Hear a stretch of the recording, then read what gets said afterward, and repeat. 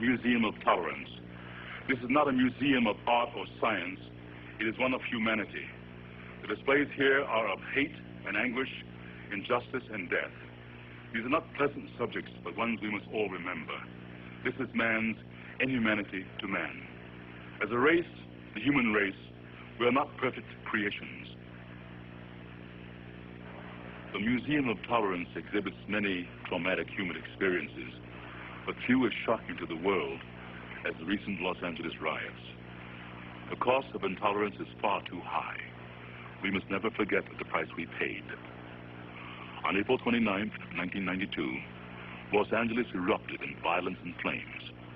The world witnessed the horrors as America's largest city faced the worst civil unrest in history.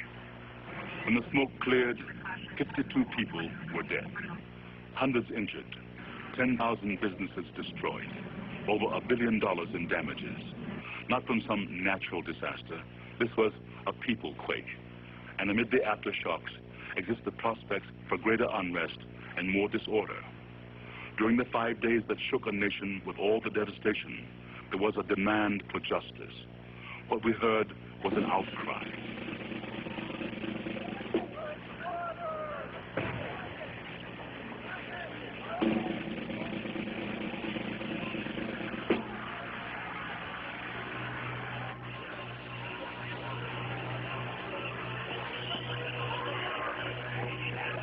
This is the corner where a short time ago where cars driving by were stopped, people were pulled out of their cars and beaten up and robbed. The city exploded, destroying thousands of lives and leaving a city in turmoil. Anger raged in the streets like never before.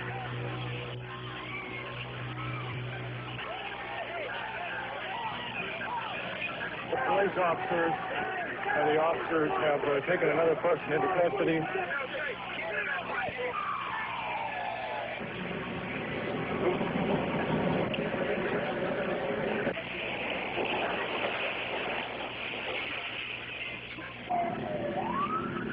The riots exploded after months of growing tensions in the city caused by the beating by 4 officers of Rodney King, an African-American man.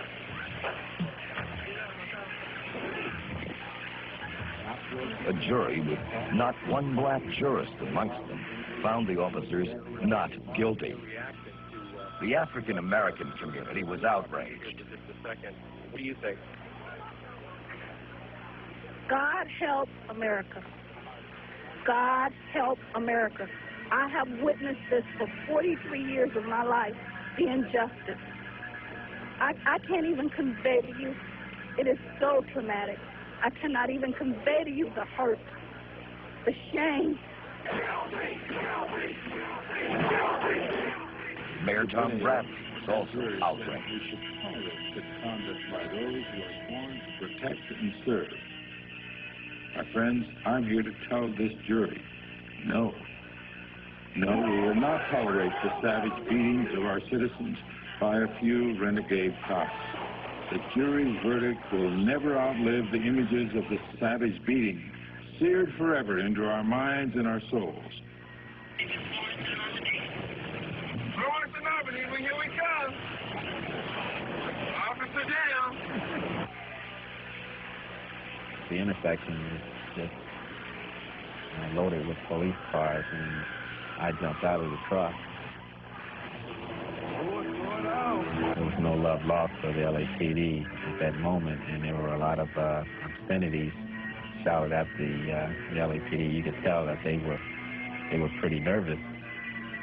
When the police made the first arrest of the 16-year-old, it was a manner in which they went and arrested him by throwing him over a fence, and that really got the crowd angry. Why this many officers from the 77th Division responded here is not clear. The police department in general throughout the country has that kind of attitude in terms of going into a community, challenging, confronting. So many people are beginning to feel helpless. There's almost anarchy that's setting in because they feel such a level of hopelessness and despair. Police go after Mark Jackson. Damian Williams, his brother, tries to stop them, and he is shoved away.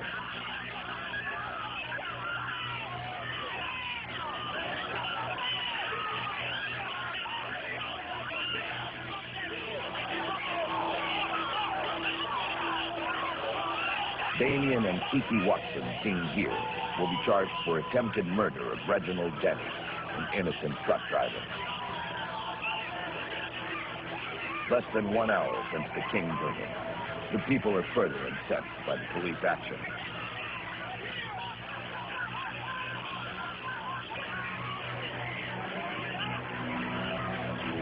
Police form a perimeter to keep the crowd away from the arresting officers.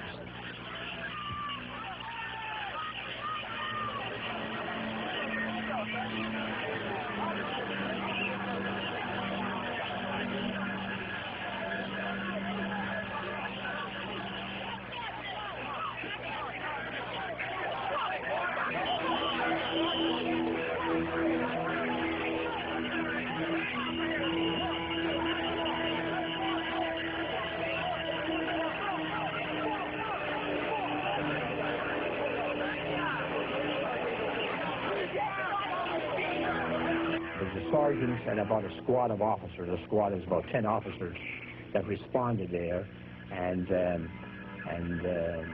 from what I understand, quieted down whatever it was, and left the scene.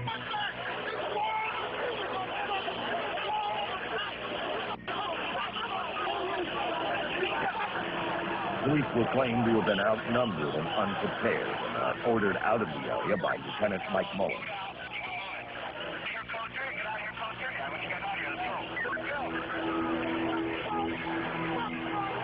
I thought it was a group had gathered and were throwing rocks or bottles or something.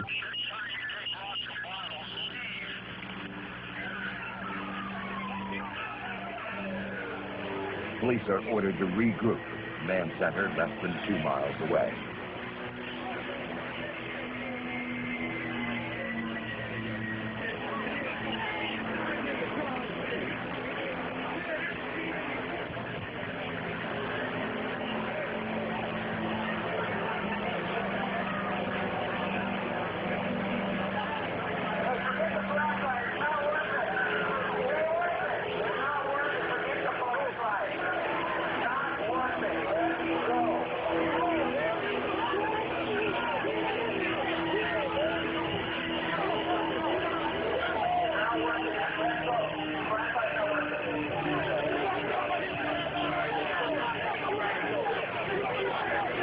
The officers are ordered again to leave, and they finally do amidst the anger and hatred of the people.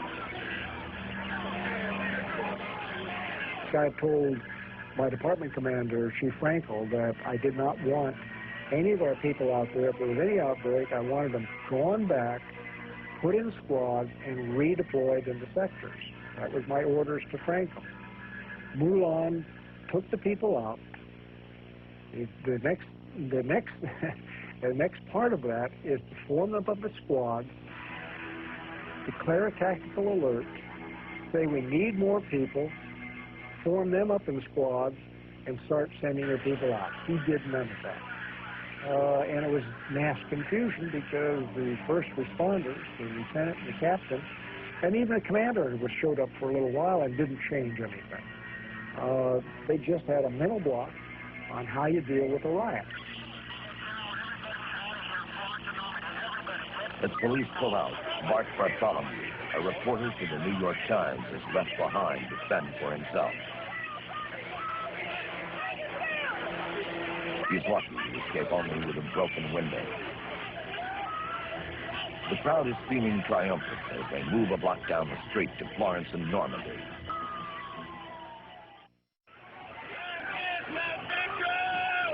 Antoine Miller, seen here for the first time, will also be arrested for the Denny beating.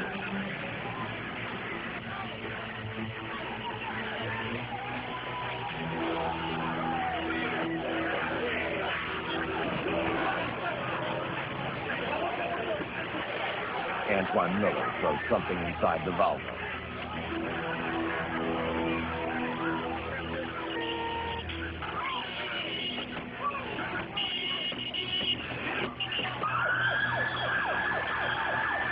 The lack of police action here at Florence and Normandy is at the center of the controversy.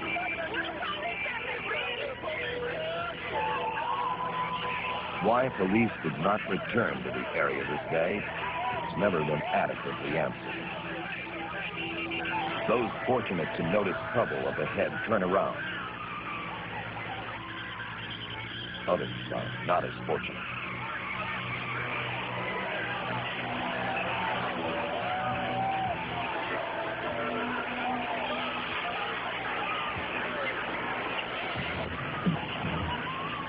Approximately 50 people will allegedly commit crimes of violence, looting, robbery, and arson and will be sought later by the FBI and police. These defendants will become known as the LA4 Plus.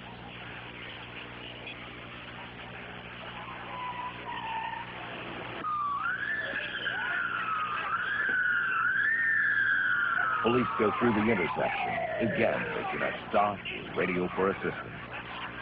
I was getting calls here when I got back to the office from people saying, my God, you see what's going on out there? And I said, yes, and we're in communication with 77th, and we're getting them to get officers to respond. Now, what happened precisely, I don't know. I truly do not know.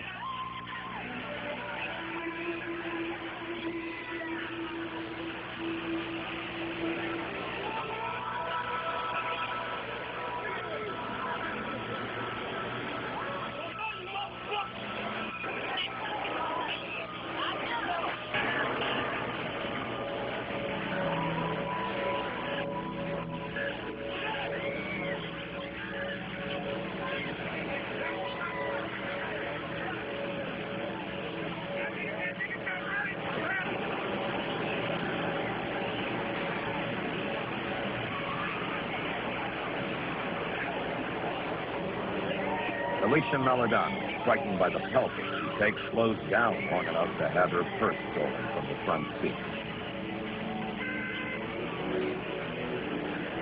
Kyle Harut is caught in the intersection. He is beaten and robbed.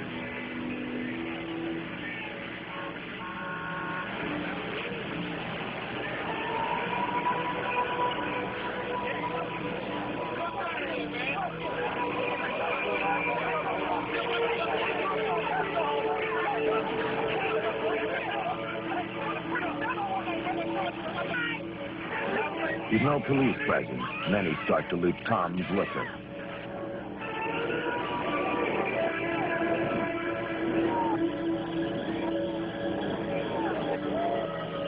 Larry Tarmac is hit in the head with a rock, pulled from his truck, kicked, beaten, robbed, and left lying there.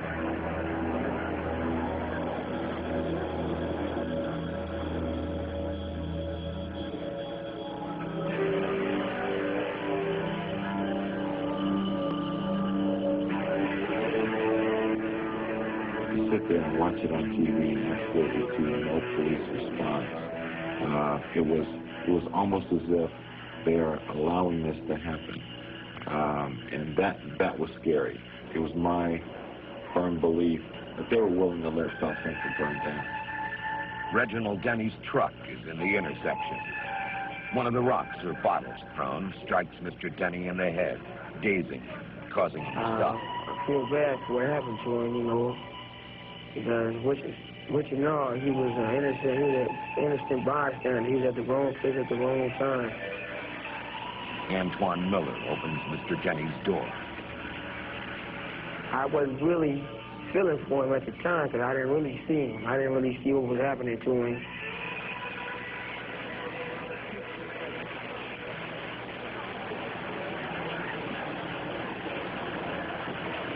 I had heard one of the radio stations talk about some of the violence that was occurring in the Florence and Normandy area and had given orders that Metropolitan, our crime task force, move into that area and clean it up right now. I'd been assured that that was going to take place. With all that has happened, with all of America watching, police still do not respond. Hey, I was out there And it happened similar to George Holliday. He didn't go out looking for the Rodney King incident. It just happened. I did feel bad for Mr. Denny. They did not have to do that to that man.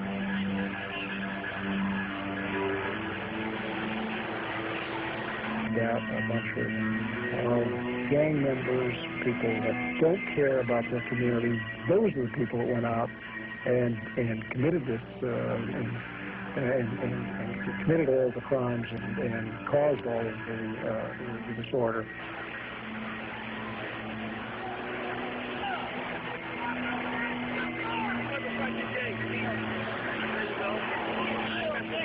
The City of Los Angeles Police Department prides itself on its use of force and its control of the situation.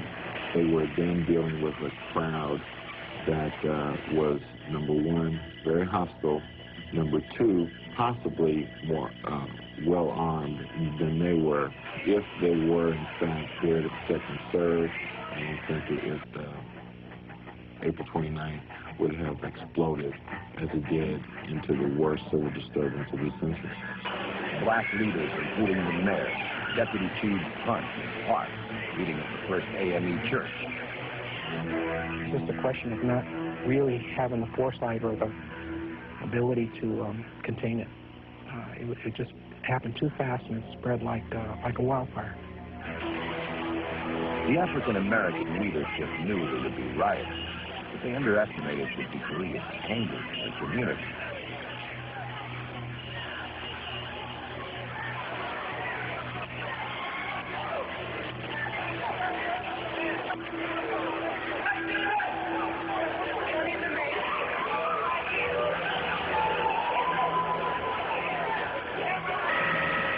Civil unrest is seen now spreading to other parts of the city.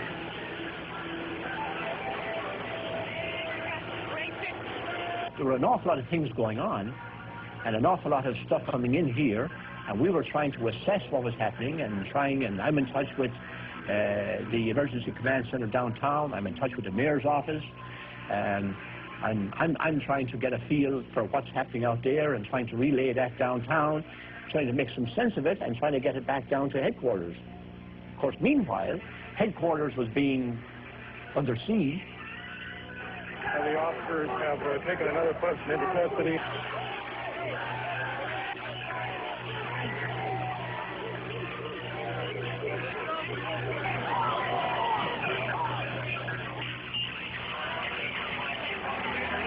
What everyone saw on TV was that the city was out of control, that the officers were impotent, that the police department was not performing its responsibility, and therefore anarchy existed, and people could do anything they pleased, which included setting fires and looting. The violence was now spreading, turning to arson.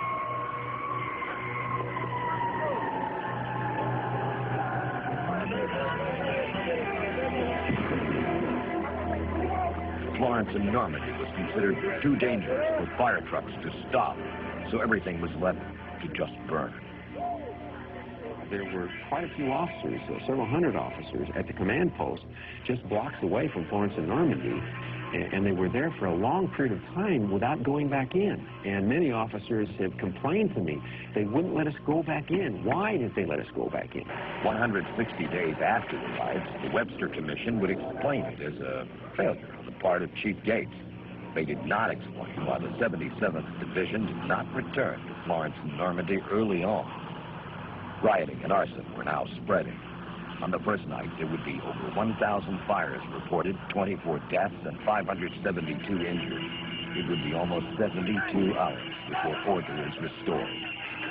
Angry demonstrators at Parker Center have now moved into the streets around City Hall. Unable to communicate with the riot command center, police are left to the orders of less experienced field commanders who are reluctant to act. They do manage to push the crowd away from City Hall.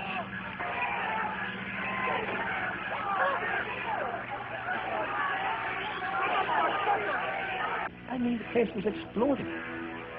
The call load was just, we became inundated. Meanwhile, we're trying to call up people. You can't you can't reach people living outside of Los Angeles because all the telephone circuits are all tied up. People in the area are calling their friends. Their friends outside are calling in here. And so all of South Central, all the circuitry for all the telephones are just overloaded. And all you're getting is a busy signal. And we're having a terrible time just trying to get to our officers who are at home to try to get them in here. Chief Yates, it is learned, was at a social affair at the initial critical moments. I went to command post and I saw, again, gridlock. I went to the deployment board and I saw, as we were supposed to do, the sectors all worked out, but no indication of any deployment in any of those sectors. I went to the deputy chief in charge, Matt Hunt, and asked him, where in the hell is our deployment? Where are they? He told me that we're assisting the fire department. The Metro was assisting the fire department. And he said that the officers from 77th and the other officers we had there were answering calls. I said, Matt, get them out of the street into the sectors. And I blew my top, and by that time, as a matter of fact, my brother came up, and we gave him the assignment to start moving them out in the field, and that's the first indication that officers were going out in the field. That was after 10 o'clock that night. And once again, why our people went, again, brain dead, as I went was brain dead when I went to that social affair, I have no idea. Unable to implement a riot plan to stop the lawlessness, police mostly protect firefighters on the first night. There were hundreds of incidences going on, and officers were spread out all over the place. And there were many places where there were no. Then the fire department was begging us for people to ride on their trucks or to ride escort, and we were trying to scrape up some people to divert out to there, at the same time trying to get people out on the street to stop the looting and the fires and everything else. It was madness, absolute madness. The city of Los Angeles was engulfed in anarchy. There were reports of shots being fired at firemen. It was the city's worst nightmare. Engine 35, driven by Scott Miller, will not make it to the next fire.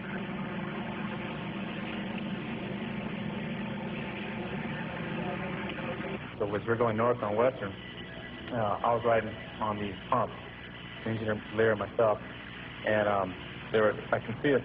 The area that we're coming in was, pretty rough. A lot of crowds out there, and a lot of havoc. And I noticed they were throwing things at, I believe it was bottles and so forth. It's the end! It's the end! Black Power! We were slowing down to the intersection because up ahead was just chaos in the street. It looked like there was a carnival going on. People were running out of the building, eluding it. And so we were looking for a place, kind of slowing down to go. And this guy just went right past us, 15 miles an hour, 10, 15 miles an hour faster than we were going. And so we were decelerating, and he just accelerated right past us. And so when Tom said, someone's trying to pass us on the right, I'm facing backwards right behind Scott.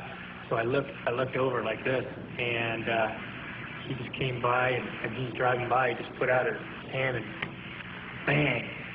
The bullet struck me in the right cheek. It traveled down into my neck, severed my carotid artery and several nerves. When it severed the carotid artery, it invoked a stroke. We're going to take the patient right to the hospital with her at this time. She needed to rescue this location. So we strapped him in, and Tom was up on the engine cover, and he held his head up and kept, did the proper thing. There was people everywhere, and I was scared to death standing up there. I didn't know if they were going to come up and help us or come up and shoot us. We just knew what to do. Mike went, and Tillard and I had a lot of this driving the truck, so I jumped in the truck, and we just headed through up north on Western, and then Tom and I decided which hospital to go. everything went perfect. You know, every ship went in pretty nice. And I think I only ground 2 gears. So it worked really well, and we went fast, too. Everybody got out of the way. It was a miracle. These guys are my heroes. They saved my life. They did what needed to be done at a moment's notice. There was never a question in their mind as far as what to do. The truck stopped, and they went to work. They did what needed to be done. They never second to guess each other. They worked as the most fantastic team I could ask for. And as far as I'm concerned, they saved my life without a doubt. And then we found out we're going back out on the street. That was an emotional charged time then. So I don't think anybody wanted to. I know nobody wanted to, but we did it. We went out and did it. So the city needed us. Firefighters are being protected from an angry mob.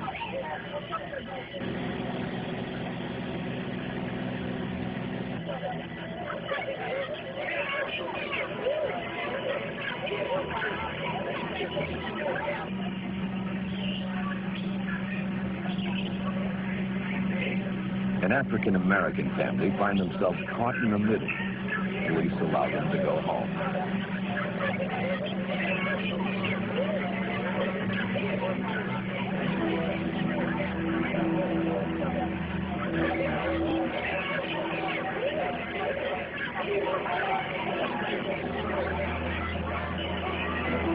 The anger and disrespect of police is evident in both the young and elderly.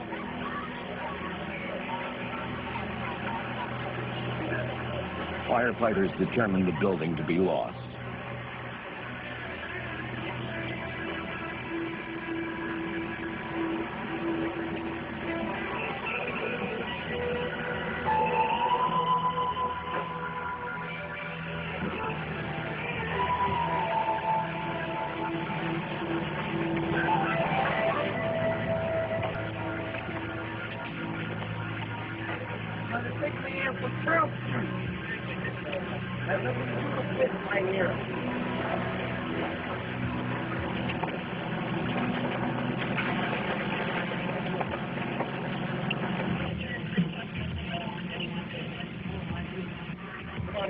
The man is hit by a sniper's bullet.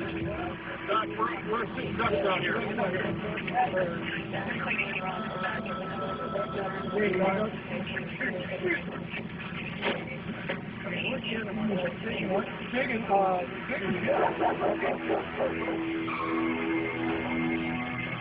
It's now 3 a.m. Police in units of 4 to a car go after some looters in a supermarket.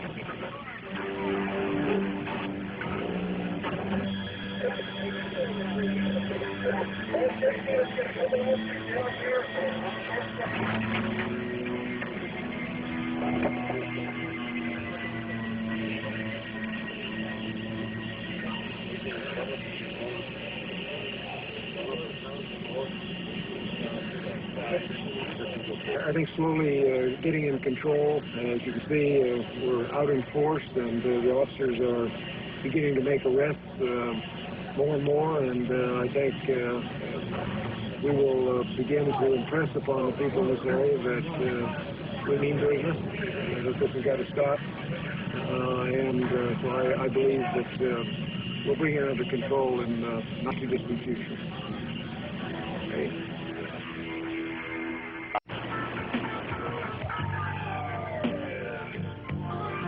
The aftermath of Florence and Normandy. The rioting is far from over. Unlike past civil unrest, these riots are not confined to a small area.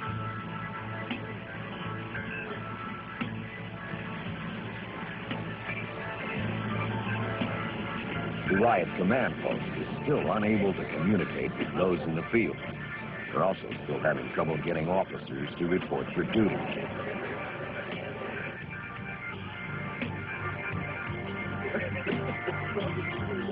There was absolutely no cohesive plan to take care of an emergency of any magnitude in the city.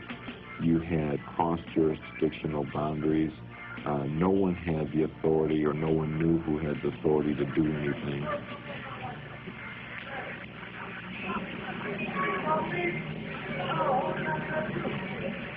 Police are left to just stand by and watch as looters have the city for their picking.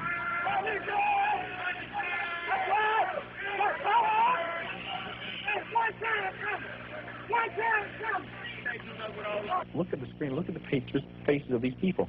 They're not angry. They're almost festive. They're lining up. They're taking turns. This is not an out-of-control crowd. Rather, they're responding to a breakdown in the social order. People milling around, often being invited into the stores by the more organized groups of looters. And eventually, the crowd starts to behave the way crowds do. Someone's going to loot to get a pair of shoes because they wanted a pair of shoes, not because they were protesting Rodney King.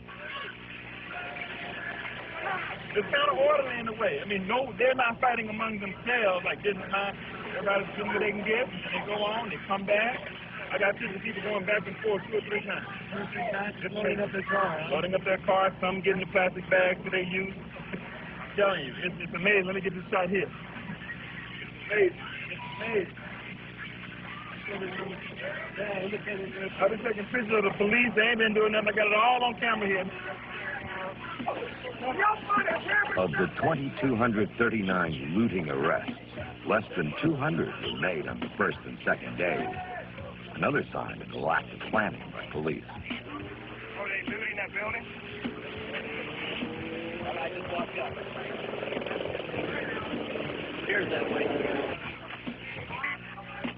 What do you think the plan is? To get enough officers to arrest the people, like you got 100 people in the store, rather than run them off? What do you think? Supervisor on that. There's the police come. The police would form up in lines and push the crowd back away from businesses.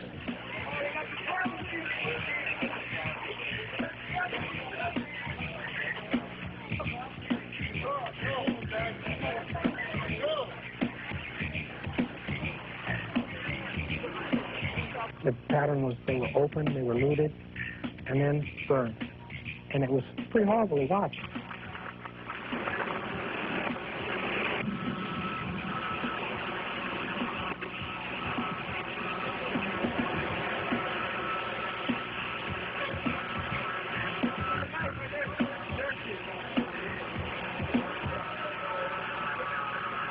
The city was out of control.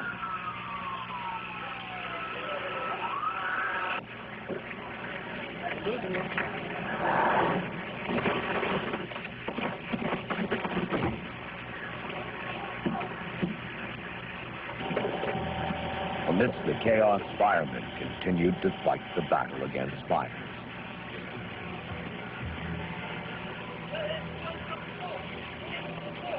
With the short supply of firefighters, it was not uncommon for citizens to pitch in and help fight a blaze.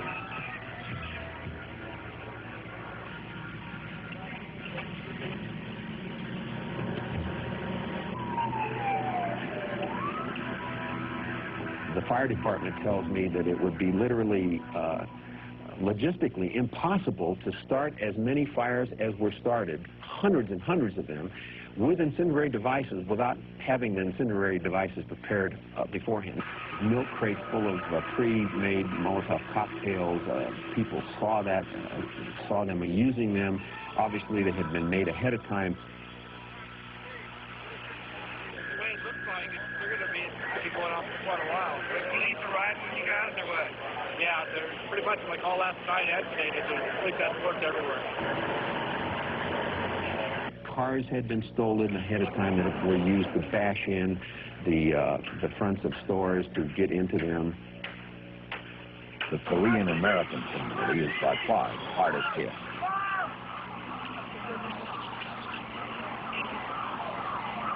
Clearly, with respect to the Korean merchants, they were systematically eliminated from the black community on the first night. On the second day, there was activity in the Latino and the Koreatown community that was aimed at Korean merchants. You were paying the insurance, but I don't know how much they pay, and anyway, we lost a lot. No, we can't imagine this one.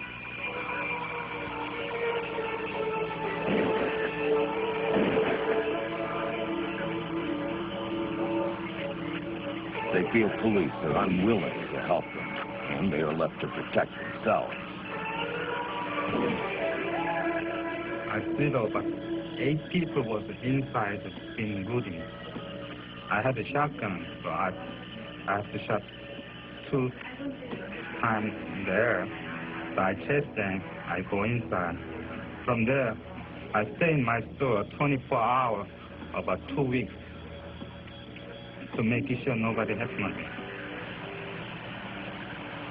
Their losses are estimated at over $400 million.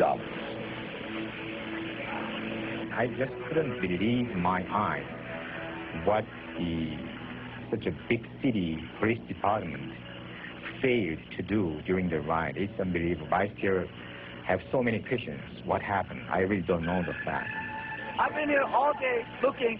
I have not seen any fire trucks in this area when it's burning, okay? When right over there, there's a California market over there, okay? They have security guards, about, 50 people trying to protect that area. But people, shotguns, people going by shooting, no cops. They don't stop. They just look, oh, okay, bye. President Bush called out the FBI, Border Patrol, to protect the Korean community. To restore order right now, there are 3,000 National Guardsmen on duty in the city of Los Angeles. Another 2,200 stand ready to provide immediate support. To supplement this effort, I've taken several additional actions. First, this morning I've ordered the Justice Department to dispatch 1,000 federal riot-trained law enforcement officials to help restore order in Los Angeles, beginning tonight.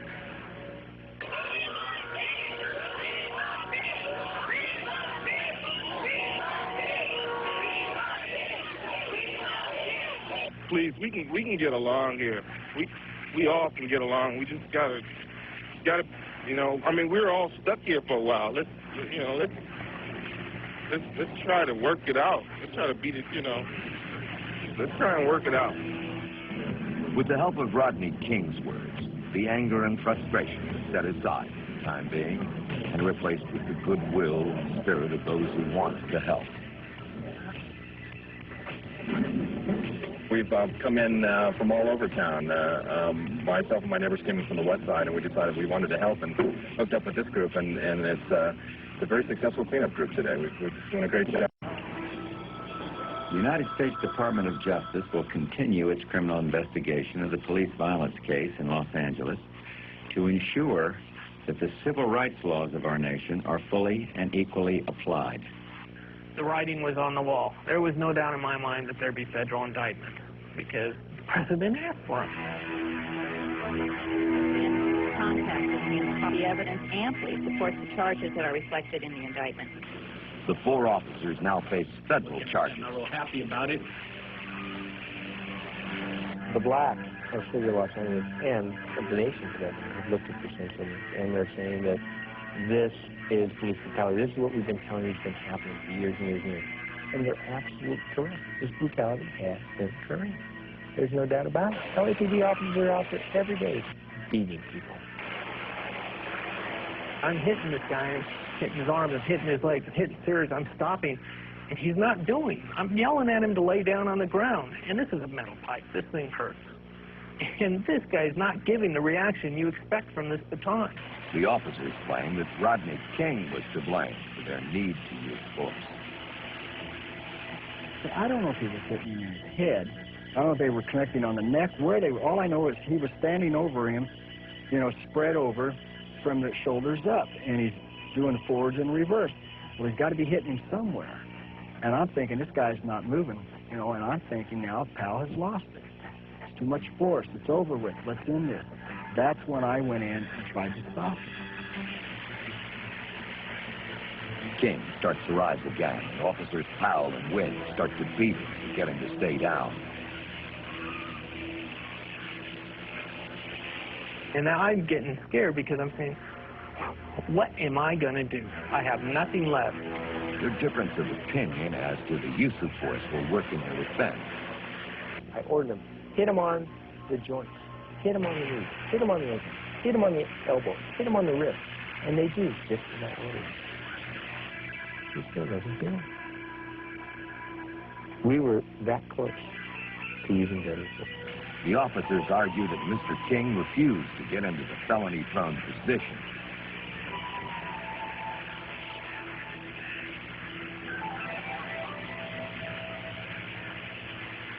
Excessive force took place on Rodney King.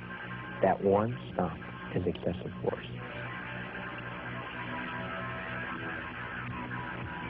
When I go in and approach, and I'm going to try to end this, try to stop it, and I put my foot on him, it's not my fault that Mr. King reacted the way he did.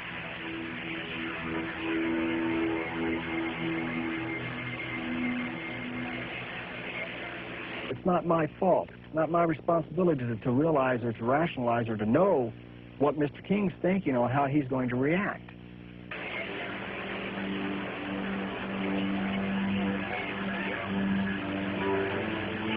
They continue with use of force. And then what happens is Rodney King stops, begins to raise his hands, and says the first words that are coherent: please stop. And it's so plain on the thing. I ordered the officer back to the back on. I evaluate. This isn't the compliance I want. I want him prone. Prone is safe. Ted Brasino, who is running the beauty company, they help him swarm Rodney King and bring him to the house. He's finally handcuffed and taken to custody. The other officers helped to restrain King as Brasino handcuffs him. Prosecution in the federal case will have a double burden. It'll endeavor to show both that the use of force was excessive and that it was an intentional effort to deprive King of his civil rights. And that's they will first have to cross that first threshold by showing that it was excessive, and secondly, meet a second burden, and a difficult one, to show that it was an intentional deprivation of his rights.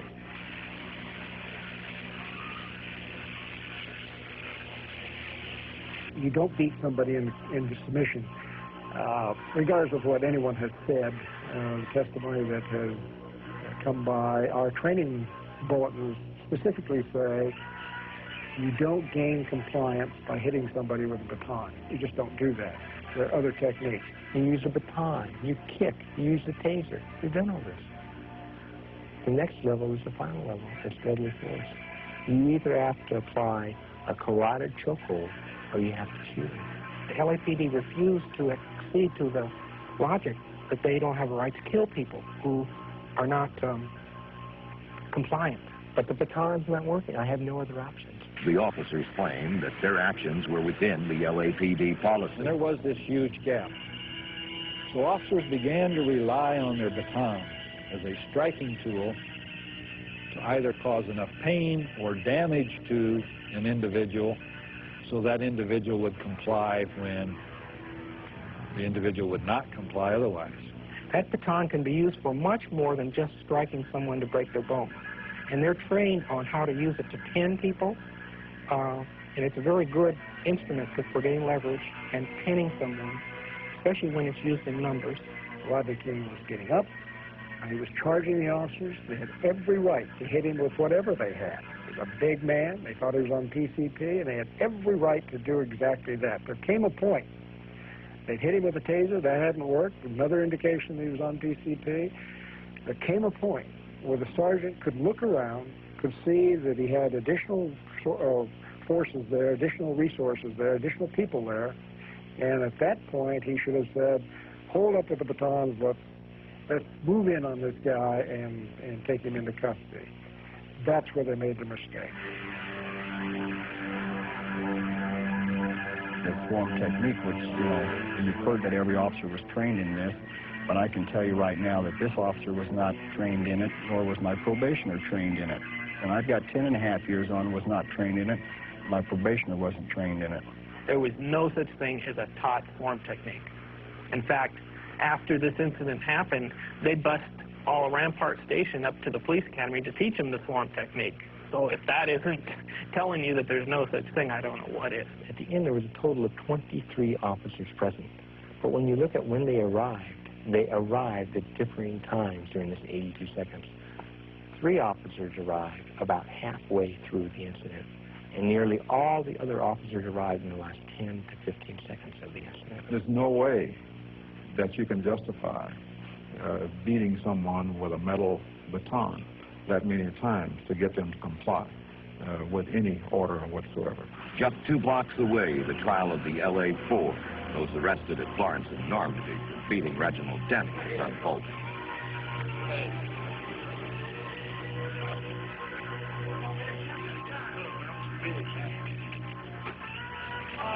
Come out, you're on Candid Camera. The cry for help. They've lost confidence and trust in their police department. They believe that the police department does not treat minorities and economically deprived citizens in the same way and with the same respect that it treats people in other neighborhoods. That may be only a perception, but it's a product of the police department being a stranger in the community. The LA4 supporters outside Superior Court. Once the police did not come in, there was no law. Law is only taken 3 ways. You vote it out of power, you take it by force, or if the people in the power abdicate. So if there was no law, where do we get any lawbreakers? This is worse than slavery. This is worse than Mississippi burning. You tell me what's happening in this world. Until we all come together and realize that something has to change, it will always be this war that we have today. In the case of Damien, Antoine Miller, and Watson, these individuals are charged with torture, aggravated mayhem, and attempted murder. We've proven that Antoine Miller never struck Mr. Denny. We had investigating officer Dadelow admit that on the witness stand, and we've had even Mr. Morrison, who's the district attorney prosecuting this case, he stated on the record, in open court, that Mr. Miller never struck Mr. Denny, and that's proven. You see it, the door open.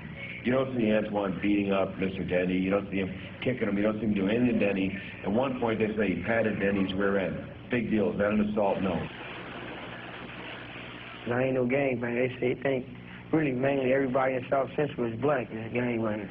From the beginning, the way they've treated these gentlemen is they've set outrageous bails. They don't really want me out. They really want me to stay in here doing the trial.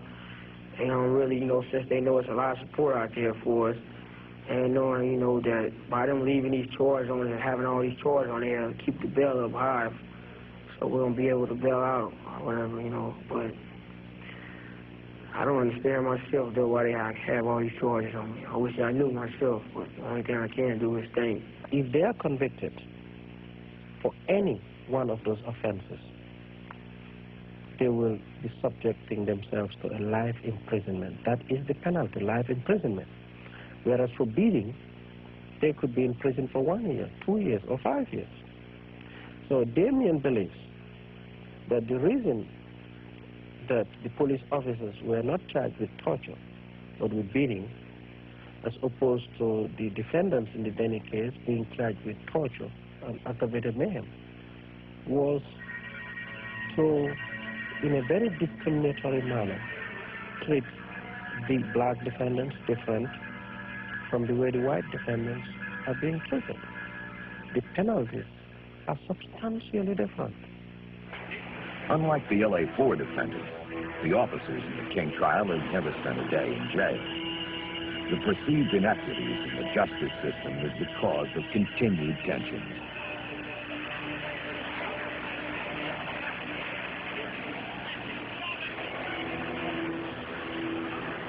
There is no question that the justice system is on trial, and whether it prevails in that trial or not is what I think these cases will help answer. But there's no doubt, I think, when a city riots in the wake of a verdict, there's no question but that people are saying they didn't like a verdict. An LA4 demonstration at Florence and Normandy turns to rock and bottle throwing.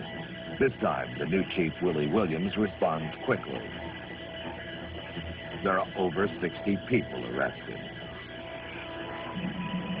We have an underclass that has the capacity to explode, and when it explodes can cause great damage, not only in that city, but may start other uprisings and disorders in other cities, and bring large parts of the world to question what the United States is all about.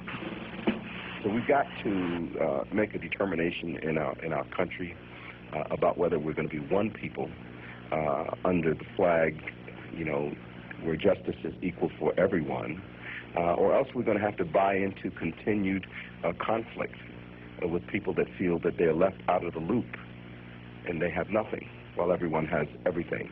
At least there's got to be an opportunity for hope. You're prepared to spend $30,000 a year to warehouse an African American in a state penitentiary, but they aren't prepared to spend $10,000 to effectively educate this same youngster. They mistreat us so bad. We just want to be human beings. I mean, treated as human beings, which we are. If they did that, there would be a lot less problems, I think. Violence and the rioting should be taken very seriously. These riots in L.A. can give rise to the most wonderful citizen action that has ever been. And my personal feeling is that we not rebuild L.A., but that we build it better than it was before. The Los Angeles struggle to rebuild and recover is even more difficult given America's failing economy.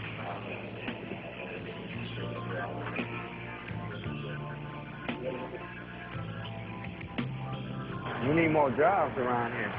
There's no jobs at all for us. If we don't take care of our inner cities, the inner cities are going to take care of us. Because people are no longer going to be denied food, clothing, shelter, the ability to care for their families. We have pockets throughout the city, what I call zones of need. And they're zones of need because those are the pockets where you have high poverty for youth, you have high unemployment, you have high cost of housing, you have homes without automobiles, you basically have high density. So these pockets is what we have to address. How is it that people can create jobs in those pockets, get employment in those pockets, and hopefully improve themselves as well as improving the community? The task to rebuild and recover can be found in the faith and spirit of Angelinos.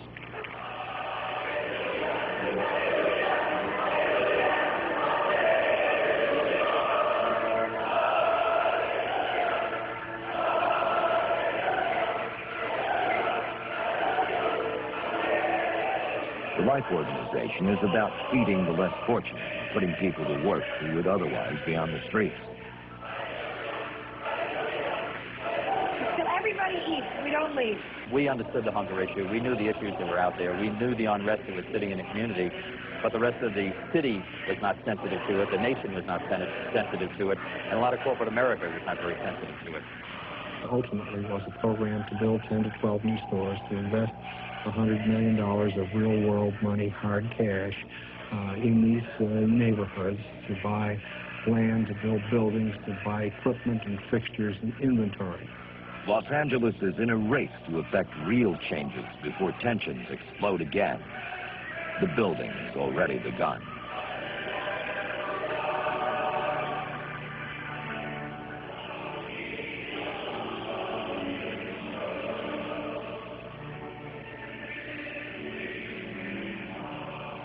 What we need to do is simply validate and empower what is there. Now, what do most people want in life? Hey, to get ahead, to have a warm family, to feel accepted, to have a sense of hope, to feel that their kids are going to do a little bit better than they do. The sense that if they put in an honest day's work, they're going to get an honest day's pay. Probably 98% of people feel like that, irrespective of what ethnicity they are. All we need to do is build upon that, validate it, empower it, at the very least, try to remove some of the obstacles to it, and maybe even best, invest in it a little bit, facilitate a little bit, and I think we'll have a tremendous 21st century up ahead of us. That is what most people want. We're about a business. We're about going out, empowering our people to go out there and get those jobs. We got people to go out there and get those jobs for them. Our responsibility is to bring people in from the neighborhood, train them, feed them, get them ready to go into another phase of retail. RLA, an organization set up by Mayor Bradley, has been working with corporate America to bring hundreds of millions of dollars into the inner city. In the final analysis, it will be individuals, young and old, who will make the difference. The hard work to rebuild and recover lies ahead. amid the tensions of the two tribes. The main thing I get out is I know what to do now. So I done learned a lot since I done been in here. My main thing, because the thing is to be out there with my mother and my family and show them, you know, that I love them. I just want to get on with my life. My family and I, we just want to be left alone and try to put this in the past. Forget it. Get on with our lives. So as we approach the next millennium, shall we aspire to evolve into a more civilized people? If we do not recognize the intolerance, how are we to change our destiny? The great human rights activist Simon Wiesenthal warned us. There are no visions left, nothing that can inspire young people with enthusiasm. A system that is incapable of communicating values and ideals to its youth is in danger of more acts of aggression and terrorism against it. Should we live with the threat of our cities under siege, or do we as world leaders take up the fight against bigotry? We must educate and empower those less fortunate before the next outcry.